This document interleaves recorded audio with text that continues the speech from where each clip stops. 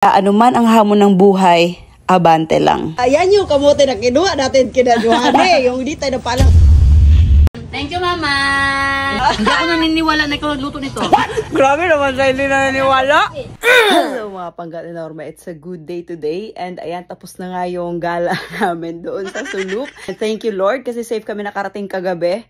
Kinabukasan, may ginawa agad si Norme para sa business namin doon sa ATP Graphics. So, kaninang umaga pa sila doon. Andito kasi ako naiwan sa bahay, nag-e-edit. Naisip ko after ng edit na why not dalhan natin sila ng snack. Kasi nga after nung pag-alis namin, 'di ba? Agad-agad kinabukasan, tinabaho niya agad yung sinabi namin na plano namin. In action talaga agad si Norme sa mga plano. So, yun nga, magluluto tayo ngayon ng snacks para sa kanila. Ako lang mag-isa dito talaga.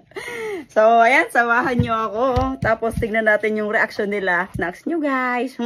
Nilutuan ko kayo. Parang napipili. So, ito yung iba na yon. At marami pa dong naiwan. So, ito yung unang babalatan natin. So, diba? Kaya nagsikap talaga kami na may makuha kami para may pang snacks kami. May maluluto kami pag gusto namin. Kasi, diba? Kahit ano lang ganito. Nakakatipid pa rin kahit papano. Oh, shit. First time ko magluto ng ganito na ako lang. Yan. Oh. Dami pa naman nila dun.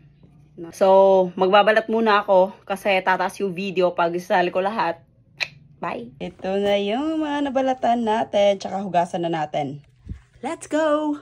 Ayan, dito tayo magluluto sa lutuan na binigay ni Ate Lakwachera at tsaka ni Ate Manilin.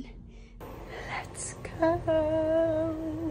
Ano na kaya yung sitwasyon nila doon? Di ko alam if malapit na ba sila matapos or baka gabihin sila doon. Pero ito na muna yung gagawin natin as of now. Magdi-deliver ng snacks. So habang nagluluto ako doon sa bahay, ito yung sitwasyon nila Norme. Parang kakasimula pa lang nila. Oh. Sabi ko kasi ka Johanny, mag-video-video siya para naman may makita kaming clip para sa inyo. Ang kagandahan lang talaga dito kay Norme kasi hands-on siya sa mga negosyo namin. Gusto niya siya talaga mag-ayos para kung ano yung iniisip niya, yun talaga yung output. Siya talaga yung sa physical na side. Pag mga ganyan-ganyan, wala talaga akong alam dyan. Tingin-tingin lang ako. Iniisip din kasi namin, pag hindi kami yung gagawa, is malaki-laki pa rin yung gagastusin namin. Aside sa mga materials, syempre, labor pa. At kaya naman gawin ng Team Lady Boss. Kaya abante! Ginawa pala namin to kasi nga may mga nagtatrabaho sa amin na malayo at kawawa naman if mag-boarding house pa sila. Sobrang gastos. Ma-add pa sa expense sila. At least dito, makatipid-tipid sila. Ginawa na lang din namin ng paraan para may mapagstayhan sila ng maayos-ayos na kahit papano. Yun nga, hindi naman kami perpekto pero ginagawa namin yung best namin para makatulong kahit konti lang. Try ko nga. First time ko talaga magluto ng ganito. Sana naman hindi palpak. Agroy. Parang kulang yung mantika. Lagyan natin siya ng asukal. Hindi ko talaga sure if tama tong ginagawa ko. Pero sana naman tama. Ayan. Si Badge to the rescue. Kasi konti lang yung mantika ko. Feeling ko luto na to. Tsaka hunin. Ano yun ba? Asa? Haunon. Hahaunin. Basta kukunin ko na. Ginawan ko talaga sila ng snack kahit simple lang. Sa paraan na to, ma-express ko yung appreciation ko sa effort na ginawa nila. Hello. I'm so happy kasi first time ko magluto ng ganito. Tingin ko, perfect siya.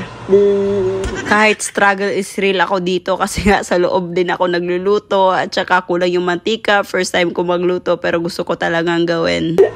Parang si Vash yung nasistress sa akin. Tulungan lang talaga kami dito. Tulad nito, ako yung nag-e-edit. Tapos si Naomi may ginagawa doon sa store. Pagkatapos ko mag-edit, pinaglutuan ko din sila. Siyempre, after nito, pupunta din kami doon. Titignan namin kung ano yung may tutulong namin sa kanila. Hay, nako si Vash. Ano kaya yung binili niya na mantika? Oh, sobrang bula. Hindi na ko na maklaro yung asukal. Ano ba yan? Tubig na may sabon yan. Tubig na may sabon. Okay na to. Bala na. Basta maluto to. A moment of truth. Titikman muna natin yung luto natin. Hala, gahiya ba? Masarap naman ba? Ba't kayo yan kabakatingin? Tikman mo nga. Ano? Sarap. Okay na.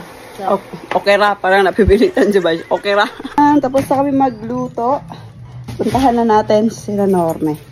Si Badge yung driver ko ngayon. Dami kong karanasan ngayong araw na to. Napaso ako. Naipit sa bangko. Pero okay lang. Kasi For the better naman ginagawa natin. Sige na. Kaya ba, Joy? Saan nilibet mo? Wala na akong unit ngayon. Binenta mo na? Let's go! We're coming! Malapit na tayo sa ATP Graphics. Tignan natin if tapos na sila, Norme, magpanday doon. Pag hindi pa tapos, mag-overtime sila. Ayun na, dito lang sa front ng pilot. Yung ATP Graphics, yung gusto mo pa jersey dyan. ATP. Hello. Tao po. Ayo. Uy. Ano to, May? Hindi ka pa tapos? What? Ha? Ikaw na mag-isa? Ako lang. Saan pala sila? Inutusan ko. Galing naman. Malapit na matapos, oh. Halika muna. May dinala kami para sa inyo. Sino? Kami ni Budge. Pumunta siya dun. Ano yun? Ito, oh. Ano yan? Open mo. Ha? Open mo. Pawis na pawis ka. Make me sweat. Make me harder. Make me look. Tingnan mo ang kamay mo, oh. Patingin. Ang itim na. Agoy. Bakit? Yo, ang hina naman ang... Oh, nakita mo na ba? Ano? Kamote. Yan yung kamote na kinuha natin kinaduhan eh. Yung hindi tayo napaalam. Ay, napaalam tayo, di ba? Alam tayo eh. Ay, napaalam, di ba? Oh, tikman mo. Ako nagluto niyan. Nagluto ako kasi, di ba? Kagabi lang tayo nakarating, tapos kinabukasan, nagtrabaho agad kayo dito. Oh, yan, snacks yan. Thank you. Kain ka nga. Oh. Sarap ba? Sarap. Thank you. Hindi ko yan maluluto kung hindi ako dinalahan ng mantika ni Badge. Wow. Ha? Anong luno? Sarap, man. Sarap? Eh. Pwede na tayo magbenta ng kamote. Ang benta lang tayo, tapos maglako na lang tayo, no? Oh, sige. Okay Tapos, lang, kumain. okay lang. Pawis na pawis ka. Hoy, tapusin niyo yung trabaho nyo, ha? Okay. Ha? Para matrihan yung mga nagtatrabaho sa atin na malayo. Oo. Dito sila natutulog. Hati-hati lang sila sa space. Dalawa lang naman yun. Oo. Kaya ginawa natin to, para na sila uwi sa kanila kasi sobrang layo. Tapos, sobrang mahal din ang mga pamasahe, May. Mahal yung pamasahe, mahal din yung renta dito. Kaya Oo. pinagawa na natin sa dito kasi may space naman. Oo. Tingin niya, parang may dumi ka. Dumi. Dumi nga talaga sa Saan galing? Nagluto nga sa bahay, di ba? Nag-edit ako. Welcome to Dora. Anong Dora? Dala kang bag. Nagdala ko ng laptop. Okay. Thank you, Mama. Bigyan mo sila, Dudong, tsaka yung tag-layout natin. Mag-share ka. Thank you, Mama. Mag-share ka ng pagkain mo. Kain daw tayo. Dong, punta ka dito, kain ka. Sana ba si Wendy? Kain kayo, pakabusog kayo dyan. Masag na. Sarap man. Ha? Sarap. Hindi ako naniniwala na ikaw nagluto nito. Grabe naman sa hindi naniniwala. Ha? Crispy? Parang crispy? Ano? Binili lang to sa tabing daan. Parang binili lang niya kasi nilagay niya lang dito. Ah, grabe, wala naman tusok yan. No. Iyan mo. Oh, ako nagluto, oh. Thank you. Wait lang, lagyan mo si Sir kaya parang nahiya siyang kumain dito ba?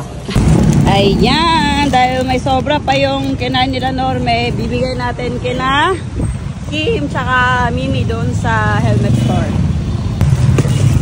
Hello guys, special delivery. Ha? Jollibee? Grabe naman. Jollibee agad. Ay, mahal yan. Wala kami pambayad. Ito lang naman, Kim. Luto ko yan. Ubusin nyo, ha? Nagkukunwari yung dalawa. Jollibee in-expect. Tawa sila ako kasi totoo. Pangayawa.